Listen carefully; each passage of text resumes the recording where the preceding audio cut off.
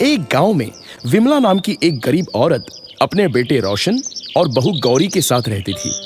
विमला के पति का देहांत हो गया था, जिससे सारी जिम्मेदारी उसके बेटे रोशन पर आ गई थी।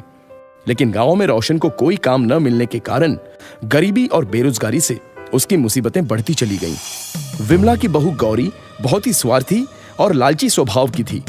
एक दिन उसने अपने पति से कहा, अजी सुनिए, अब यहाँ कुछ नहीं रखा है, हमें शहर चले जाना चाहिए, तभी हमारे हालात सुधर पाएंगे, वरना हमें भूखा ही मरना पड़ेगा। तब रोशन बोला, पर माँ तो यहाँ अकेली कैसे? तो गौरी बोली, ओहो, आप माँ की चिंता मत कीजिए, जब आपको नौकरी मिल जाएगी तब हम माँ को पैसे भेज दिया करेंगे। रोशन अपनी माँ को अकेला छोड़ पत्नी गौरी के साथ शहर चला गया। कई महीने बीत जाने के बाद भी उसकी कोई खबर नहीं आई। बेटे और बहू के शहर चले जाने के बाद विमला पेट पालने के लिए दर दर भटकने लगी और भीख मांगकर अपना गुजारा करने को मजबूर हो गई।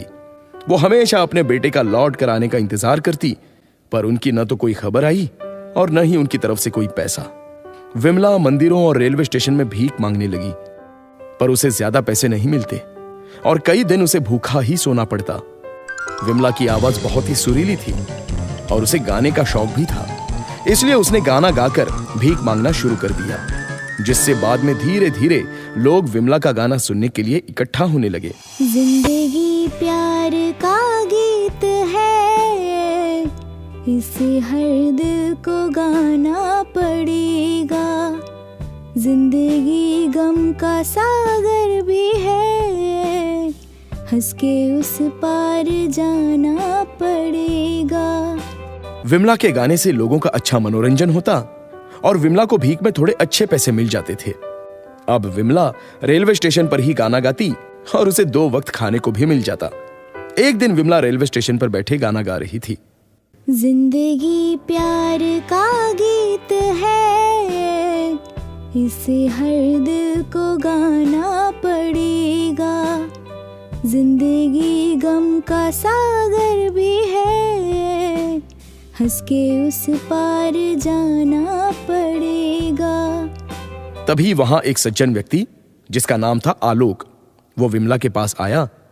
और आलोक एक फिल्म डायरेक्टर था। वो विमला को इतने सुरीली आवाज में गाते हुए सुनकर हैरान रह गया। वो विमला के पास आकर बोला, माँ जी, मैंने आपका गाना सुना है, आप बहुत ही सुरीली गाती हैं। मैं चाहता हूं कि आप मेरी नई फिल्म में गाना गाए। मुझे आपकी ही तरह एक नए आवाज की तलाश थी। यह सुनकर विमला की आंखों में आंसू आ गए। आलोक विमला को अपने साथ मुंबई शहर ले गया और विमला से अपने फिल्म में गाना भी गवाया और इसके बदले विमला को खूब सारे पैसे मिले।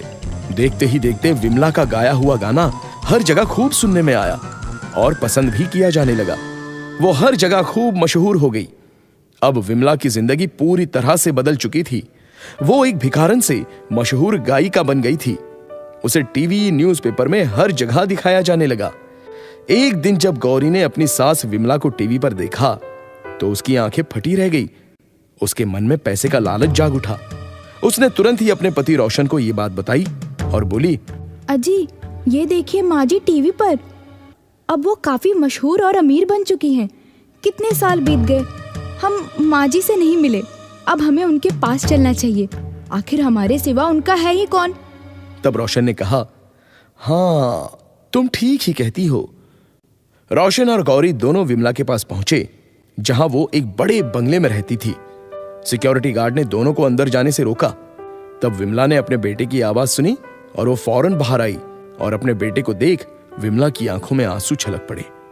उसने फौरन अपने बेटे को गले से लगा लिया और रोती हुई बोली, मेरा बेटा, आज याद आई तुझे अपनी माँ की? मैंने तुझे कितना तलाश किया। अपनी माँ की ऐसी ममता और प्रेम को देखकर रोशन और गौरी दोनों को अपनी गलती का पछतावा हुआ और दोनों ने माफी मांगी। और माँ के लिए अपने बच्चों की खुशी से बढ़कर और कुछ भी नहीं होता है। इसलिए विमला ने दोनों को माफ कर उन्हें गले से लगा लिया। तो बच्चों, माँ की खुशी से बढ़कर दुनिया में और कुछ भी नहीं। इसलिए हमें अपने स्वार्थ को त्याग कर अपने माँ बाप को कभी अकेला और बेसहारा नहीं छोड़ना चाहिए।